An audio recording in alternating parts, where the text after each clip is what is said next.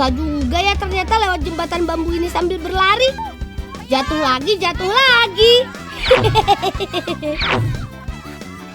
Tapi bukan bolang namanya kalau gitu aja sudah menyerah. Semangat! Tiap orang dari tim kami harus bisa berlari sambil melewati titian bambu. Tim lawan akan berusaha menjadi penghalang dengan cara melempari kami dengan bola jerami supaya terjatuh.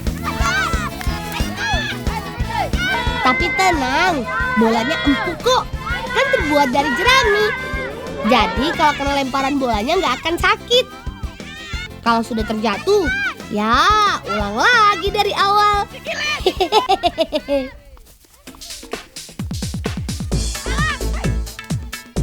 Bermain jembatan seperti ini membantu melatih ketangkasan, keseimbangan, konsentrasi, dan juga kerjasama loh. Lemparan bola inilah yang bisa mengganggu konsentrasi saat berjalan di jembatan bambu.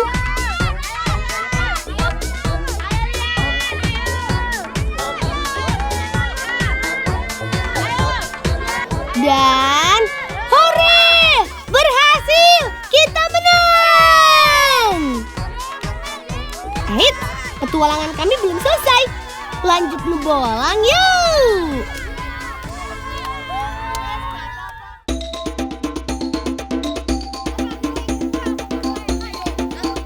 Pohon kluwihnya memang agak jauh teman.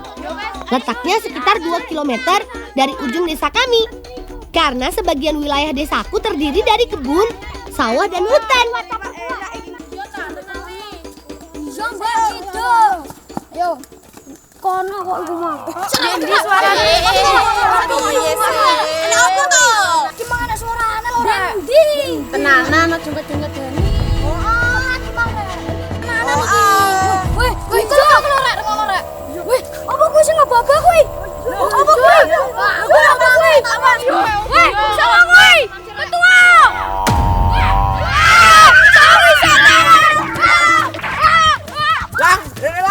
Lang,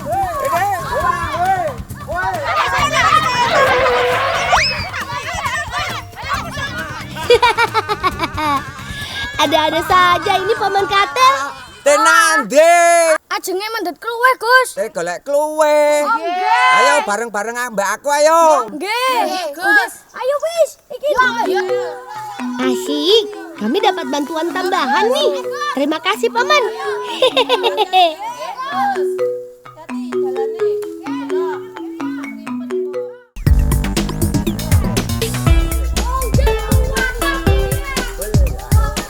Ini dia pohon kluwihnya.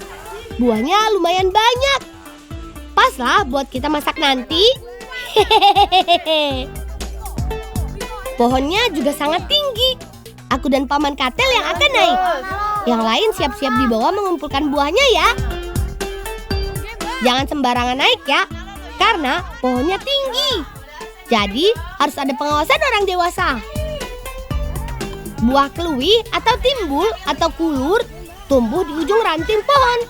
Buahnya berbentuk bulat, besar, dan berduri lunak. Sekilas mirip dengan nangka dan cempedak ya. Memang kluwih ini masih saudaraan kok.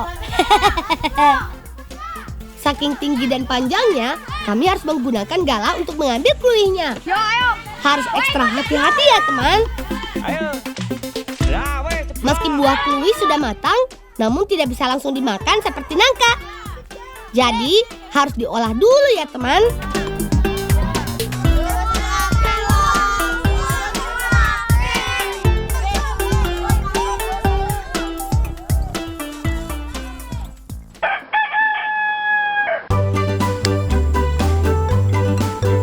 Sebelum dimasak, potong bagian pangkal buah kluwih, lalu digosok-gosok seperti ini untuk menghilangkan getahnya.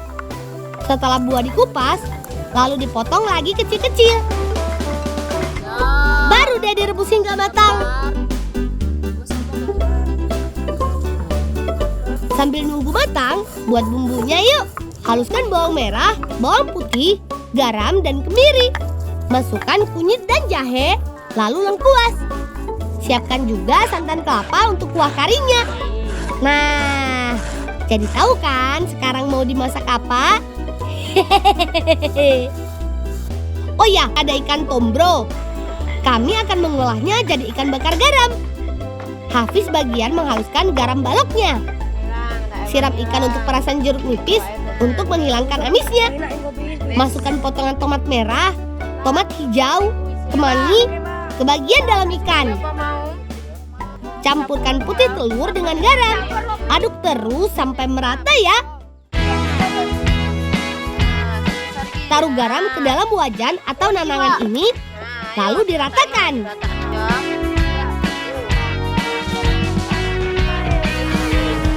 Letakkan tombro di atas garam. Atur dengan rapi. Letakkan daun pisang di atas ikan, kemudian tutup kembali dengan garam hingga penuh. Jangan terlalu ditekan ya, biar nggak lengket saat dibakar. Iya, ikan siap dibakar. Masukkan wajan tanah ke dalam bara api sampai tertutup seluruhnya. Saat dibakar, garam berfungsi sebagai penghantar panas dan akan membuat ikan jadi matang dan tidak gosong.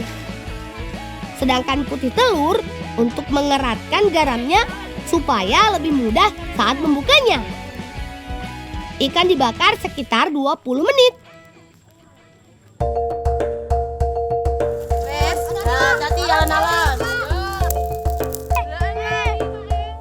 Wah, ikan matang sempurna. Angkat dan pisahkan ikan ke wadah. Kembali ke kluwi. Angkat kluwi yang sudah matang, kemudian ditiriskan. Persiapkan wadah untuk masak karinya, lalu masukkan santannya. Masukkan serai, daun jeruk, dan bumbu yang sudah halus. Terakhir, masukkan kluwinya. Aduk terus sampai kuah matang. Aromanya saja sudah bikin perut keroncongan nih.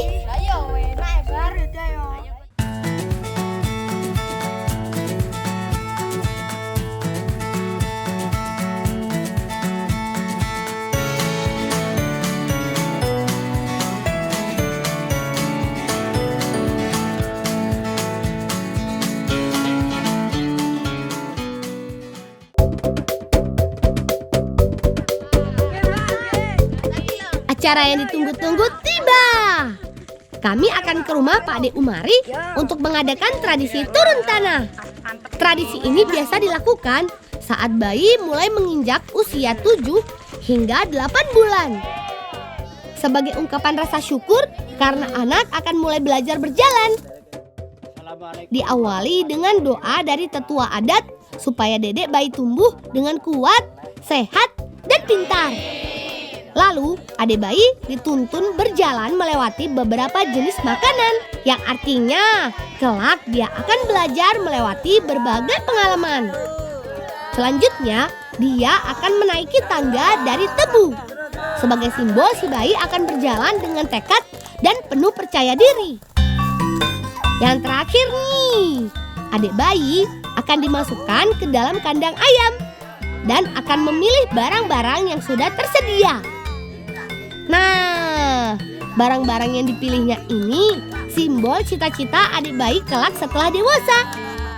Kira-kira adik bayi akan pilih yang mana ya?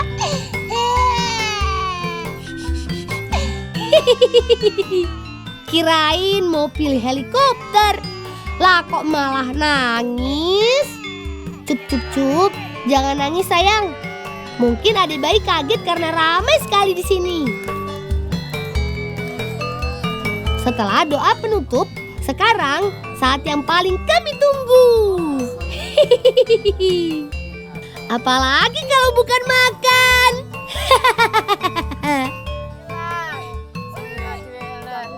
Adik-adik monggo podo dipangan, monggo. Selamat makan. Nikmat. Ini dia masakan kami tadi. Ikan bakar kari kluwi. Percaya nggak? Biarpun tadi dibakar dengan garam, tapi rasa ikannya nggak asin loh. Ini karena garam hanya membantu dalam mematangkan daging ikan. Gurihnya berasal dari bumbu di dalam ikan. Rasanya mantul.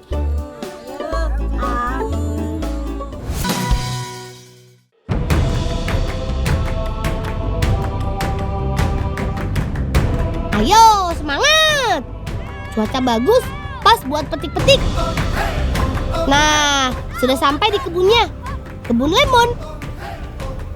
Kebetulan lemon di kebun paman sedang berbuah banyak, teman. Luas kebunnya sekitar 3.000 meter persegi dan dikelilingi oleh kebun apel.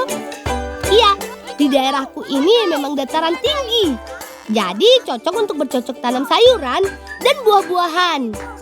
Petik buahnya yang berwarna kuning dan besar-besar saja ya.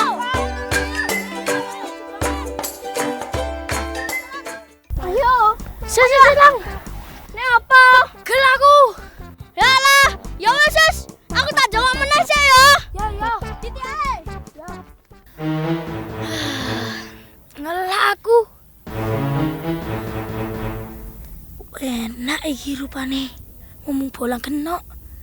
Enak iki. Wah.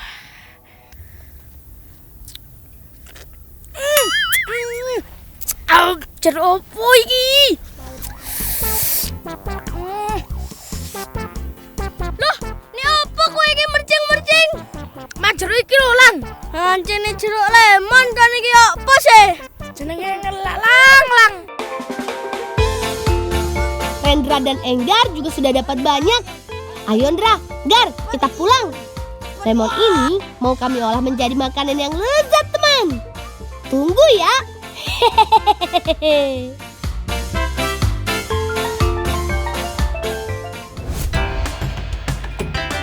Potong lemonnya menjadi 2 bagian. Lalu peras airnya dan pisahkan kulitnya. Air lemon kaya akan vitamin C. Bikin badan jadi nggak gampang sakit. Air perasan lemon ini nanti akan kami buat menjadi jenang. Oh ya, kulit lemonnya juga bisa dimanfaatkan sebagai campuran membuat jenang loh. Jadi jangan dibuang ya. Kulit lemon harus diparut terlebih dahulu agar dapat digunakan. Ada sari lemon, pewarna makanan, santan, dan tepung ketan. Masukkan sari lemonnya. Aduk terus sampai merata. Biar warnanya makin cakep, tambahkan pewarna makanan sesuai selera kalian ya. Kalau apinya sudah siap, masukkan santannya. Aduk terus jangan sampai pecah santannya ya. Masukkan gula pasir, lalu aduk lagi. Tuang adonan ke dalam wajan besar dengan api sedang. Aduk terus sampai nantinya mengental. Duh, wanita. Ya. Ya iki lho, cepet sini.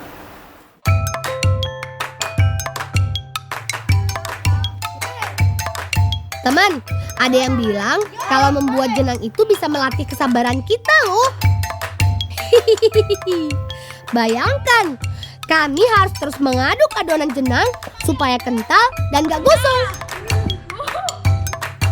Jangan lupa masukkan parutan kulit lemon. Lalu aduk lagi. Sabar, sebentar lagi matang nih. Ini dia, jenang lemon ala si Bolang.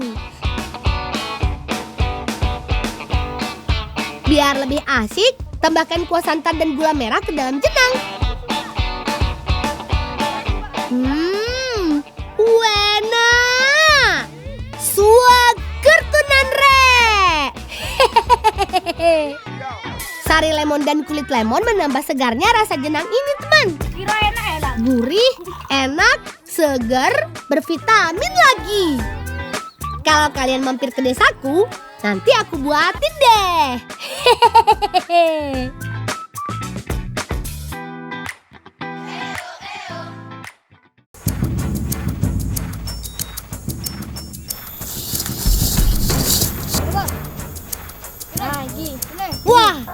begini sih, kelamaan. Kita percepat saja deh.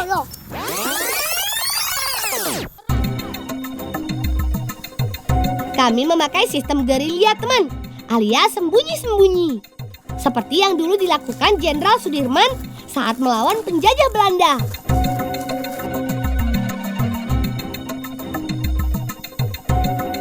Shh, tunggu sampai musuh lengah dan terbang!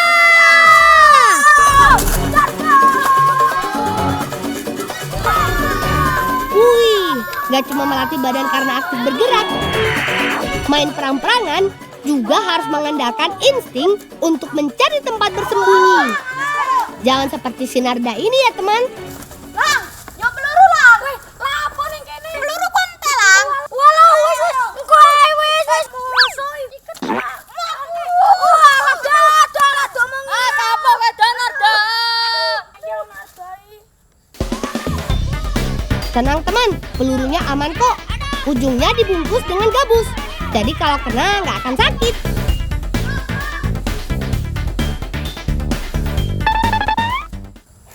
Kena gue. Betul. Si Raka hanya pura-pura sakit saja kok, teman. Namanya juga lagi acting kena tembak.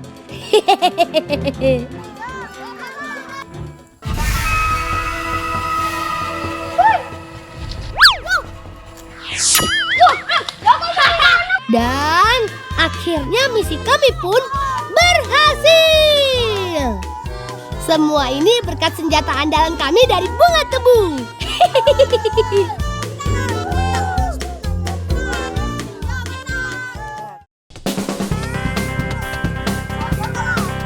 Ini dia kebun tebunya. Kebetulan sedang berbunga. Ayo. Oh iya, ya aku tak rono, kamu rono yo. Ayo. Tebu mulai tumbuh bunga pada bulan Maret sampai Juli. Ketika tanaman tebu mulai berumur 4 bulan. Dalam satu tangkai bunga ada banyak ratusan bunga yang tersusun. Ukuran bunganya besar dan panjangnya mencapai 90 cm. Pilih pohon yang tebunya tinggi ya, teman. Kemudian potong bagian ujungnya. Kowe nek wis suwake ndak mesti sakit ta? Wis, ayo.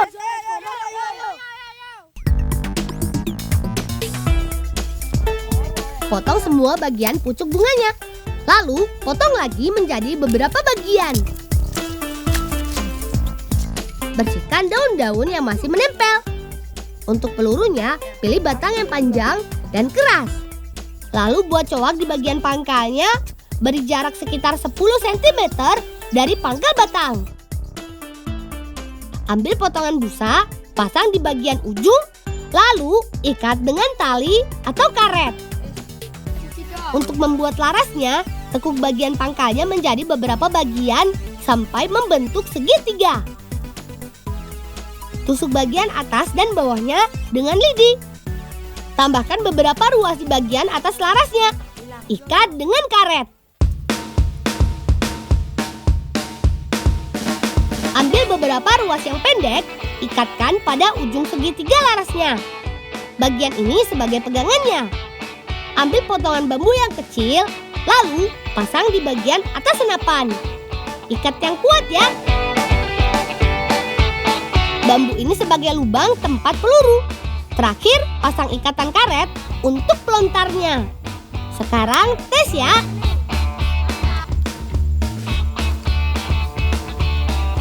Berhasil kan? Nah, selamat mencoba.